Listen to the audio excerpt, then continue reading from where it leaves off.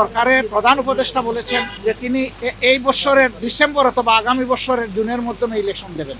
আমরা তার কমিটমেন্টে তিনি ঠিক আছেন এটা দেখতে চাই। আর আমাদের ভিউ হচ্ছে যে এটা রমজানের আগেই শেষ হয়ে যাওয়া দরকার। তারা মাইনরিটি ইস্যু নিয়ে কথা বলেছেন, তারা এখানে ওমেন্সদের রাইটস নিয়ে কথা বলেছেন, তারা লেবার রাইটস নিয়ে কথা বলেছেন।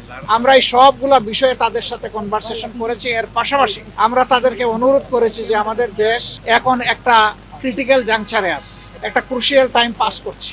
এই সময় আমেরিকার পক্ষ থেকে 37% যে ট্যারিফ ইম্পোজ করা হয়েছে এটা যেন তারা পুনর্বিবেচনা করে, এবং আমরা অনুরোধ করেছি আমাদের এই অনুরোধ তারা যেন পৌঁছে দেয়। আমরা জানি ইতিমধ্যে আমাদের সরকারের পক্ষ থেকে একই অনুরোধ ফরমাল চিঠির মাধ্যমে জানানো হয়েছে। আমরা আশা করি যে তারা এইটুকু উপলব্ধি করে আমাদেরকে সহযোগিতা করবেন, এবং আমরা কমিটমেন্ট বলেছি যে অলরেডি আমরা ডেমোক্রেটিক নর্মসের উপরে আমরা আমাদের দলের ভিতরে গণতন্ত্র চর্চা করি, এবং আমরা একই গণতন্ত্রের চর্চা করতে চাই। এর জন্য আমাদের যা করণীয় তাই আমরা করব। উদাহরণস্বরূপ আমরা বলেছি যে প্রত্যেকটা ক্রেডিবল ইলেকশনে আমরা অংশগ্রহণ করেছি, কম হোক বেশি হোক সংসদের ভিতরে আমাদের সংসদ সদস্য ছিলেন।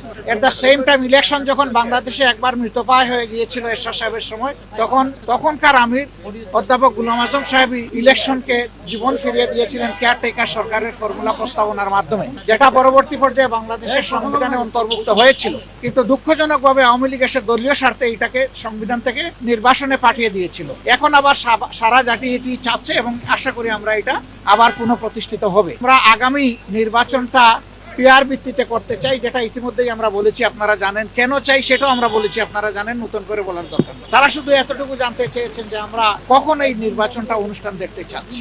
আমরা বলছি যে সরকারের প্রধান উপদেষ্টা বলেছেন যে তিনি এই বছরের ডিসেম্বর অথবা আগামী বছরের জুনের মাধ্যমে ইলেকশন দেবেন।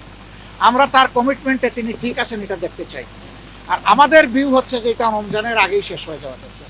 ওই জুন পর্যন্ত অপেক্ষা করলে তখন বর্ষা, ঝড়, ঝাপটা, বিভিন্ন ধরনের প্রাকৃতিক দুর্যোগ আসবে, তখন আবার ইলেকশনটা অনিশ্চিত হয়ে যাওয়ার আশঙ্কা দেখা দিবে। আমরা এই জন্য চাচ্ছি ওই আশঙ্কার আগেই, রমজানের আগে যাতে এটা হয়ে যায়, আমরা সেইটা আমাদের মত। আমরা বলেছি যে এইরকম